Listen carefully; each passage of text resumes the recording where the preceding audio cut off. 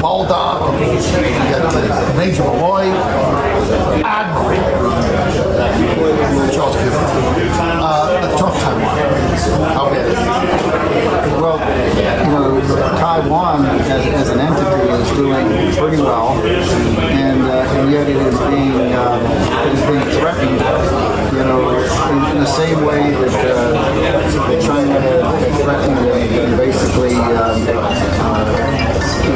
Hong Kong as they attempt to basically consolidate their control of the South China Sea. And a lot of folks, I don't think, realize, and this may be just my personal analysis, but the Chinese aren't looking to conquer territory or control territory for the sake of just expanding. They have a continuing problem of 1.5 billion people that they have to feed, and they don't have the ability to raise the grain, produce the protein in land mass. They have to have the fish in the South China Sea. They have to control that to do that. They also need to control the sea lanes through which commerce goes. And so what they're doing there is a little different than what the Japanese did in World War II, where they were conquering land to be able to basically control oil and fuel that they needed. The Chinese have to control that. Something a lot of folks don't realize is China gets 37% of its food from South America, right? And so they're shipping that. So as they begin to put the stress on Taiwan, we have to be careful, because the last thing we want to do is fight a naval battle in the first island chain where we could be subjected to land attack from China. But we have to realize that what hurts them the most are trade embargoes, are economic embargoes. And should they be tariffs, all of that. I mean, President Trump realized that protein was a big issue with the Chinese, and so what did he do? He basically squeezed them on soybeans and pork, right? And they needed the soybeans to feed their own crops. And so I think that's really where the weakness, where the strength is, that they've spread a lot of money all over the world in terms of the Belt and Road Initiative, where they are co-opting the governments of all of these countries with their debt trap. They go in there and they basically say, we will do this for you. You can pay us back later. When we can't pay back later, they basically take over the operation. So what we're looking at essentially is a strategy where if they do make a move, we're going to have to, in my estimation, impose a blockade on what we call the second island chain, and basically begin to cut back their shipping while we threaten their first island chains. And that's requiring a complete change in the strategy of the Navy and Marine Corps. Do we have the ships to do that? Well, right now, do we have the naval muscle to do that? Right now, fleet on fleet, we win.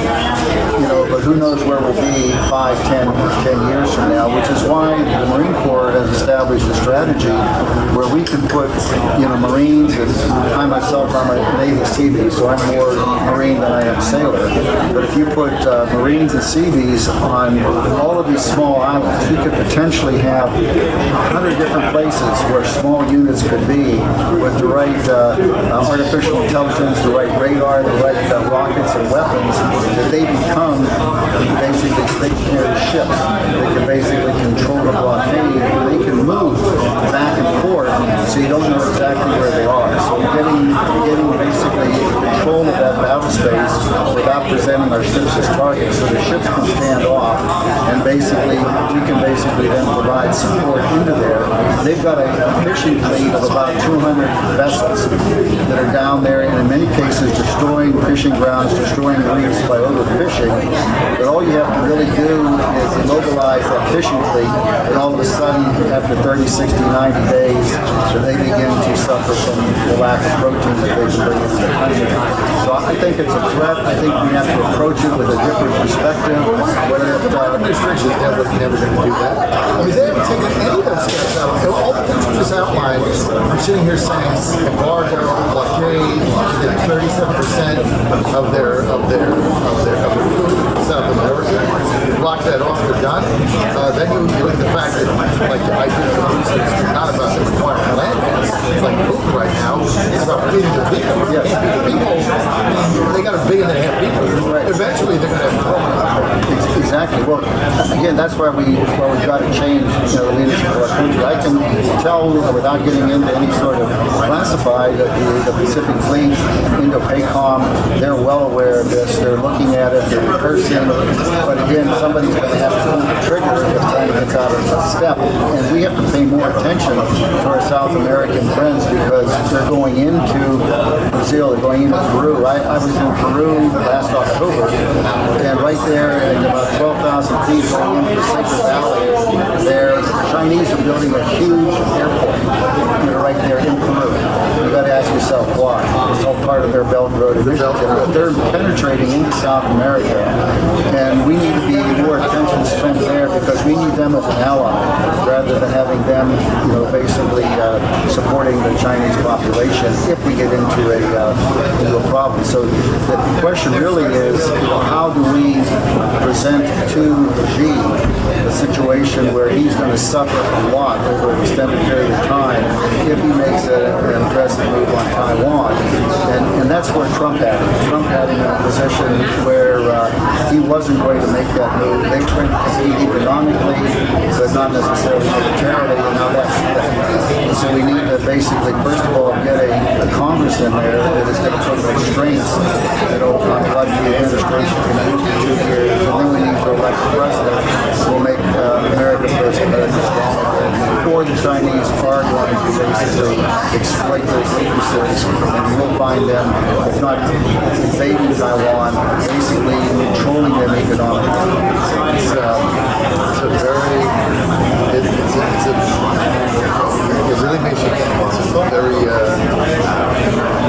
insightful, incisive, but really, we never really felt a situation like this, where if the Chinese did launch his effort to talk about it, we can really prepare to do anything. That's really I think we're getting prepared. And if you start to look at simple things like in the budget, where the Marines are saying we need 31 amphibious ships, and the administration is saying no, you don't. And then we have people like even our local congressman not necessarily voting, even though she's from the Navy, to basically support the strategy that we need there while they're trying to preserve old ships, cruisers that don't necessarily have a function anymore in the kind of the battle plan, and the Navy needs the best of old ships and basically bring in the new ships. That's not happening, and which is why we need here locally in Virginia Beach to elect Jen Higgins and replace Lane Laurie, because she doesn't get it, and also underneath that there still is, particularly in the Pacific, a strong Admiral Aquilino, call sign Long, is a warrior, and he's getting them prepared. But again, he works for our Secretary of Defense, who's basically just a puppet of the progressive left. we got a lot of puppets out there. And by the way, the puppets now have decided that we will use federal tax dollars to transport military members who need an abortion, and talk about misallocation of funds. So there's a lot of things wrong in our country that the new Congress is going to have to, what I would say, apply immediate first aid. In first aid there are 3 current cases. You have bleeding, you have stop breathing, and you have poison. The first thing they've got to do is put a tourniquet and stop the bleeding around our national budget. And then what they have to do is they have to provide CPR to our industry, particularly our energy industry, to get it breathing again. And then third, they have to basically kind of figuratively pump our community's stomachs to get rid of all the woke liberalism that's infiltrated our schools. And so again, the new Congress is going to not necessarily be able to advance it, but they can stop the bleeding, they can provide time to breathe again, and they can get rid of the poison. And that's the task that's ahead of us. It's always great to have you live, right? That's quite how you just outlined everything. That's basically summing it up. And then it's like, we need to change regimes so we can actually implement. Absolutely. I remember Rob Whitman coming on my show forever, who is right now the ranking member of the Sea Power Readiness Committee, saying that we were a good 25 ships short of what we needed. Right. That's a lot of ships. It's not like 3, 25 short. And he said for years, if the CCP goes and moves on Taiwan, we simply don't have enough ships in order to do this. Well, and again, I think our thinking on that has matured a bit. Is the last thing we want to do is fight this the way we fought Guadalcanal, the way we fought Coral Sea. We don't necessarily want to go fleet on fleet, particularly because of the range of their shore-based, missiles. We want to be able to basically use a different tactic and to basically overwhelm them in the second island chain while we're pressuring the first island chain. And again, if all goes well, we won't need the fleet on fleet confrontations. Admiral Charles KUBIC, I want to thank you for that great insight. Thank you for being with us today. I've got Congressman 6th District, Virginia Republican Ben Klein coming up next. We're live at Hot Waters Cafe in Chesapeake. VA2, getting your vote out for Jen Kiggins. Vote Kiggins, VA2. Vote early in person. Vote on game day. Just vote.